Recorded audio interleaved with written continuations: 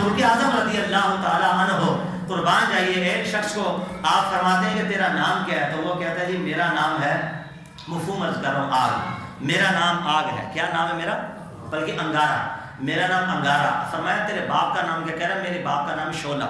تو سنیے گا ذرا، کہاں سے آیا؟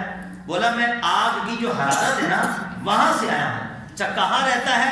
تو کہا میں آگ میں رہتا ہوں۔ جب اس نے اس طرح کی باتیں کی تو عمر فاروق اعظم نے غیب کی خبر دی، صحابہ کا مجمع تھا، فرمایا جا کے اپنے گھر والوں کی خبر لے، آگ نے تیرے پورے گھر والوں کو جلا جلا کر دیا۔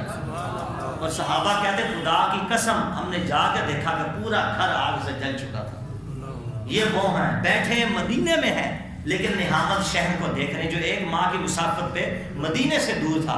حضرت عمر فاروق اعظم بیٹھے مدینے میں ہیں، حضرت ساریہ کو لشکر کا امیر بنا کر بھیجا، دشمن حملہ کرنے والا تھے۔ حضرت عبداللہ بن فرماتے ہیں حضرت عمر فاروق اعظم مسجد نبی شریف میں کھڑے ہو کر خطبہ دے رہے ہیں اور کہتے ہیں یا ساریہ تو جبل، اے ساریہ پہاڑ کو لو، اے ساریہ پہاڑ کو لو۔ جب قاصد ایک عرصے کے بعد آیا اور کہا کہ دشمن ہمیں شکست دینا چاہتے تھے، کہتے عمر فاروق اعظم کی آواز ہمارے کانوں میں پڑی، ہم نے پہاڑ کو پشت کر کے دشمنوں پہ حملہ کیا، اللہ نے ان کو شکست دے دی، اللہ نے ہمیں فتح عطا فرما دی ہے۔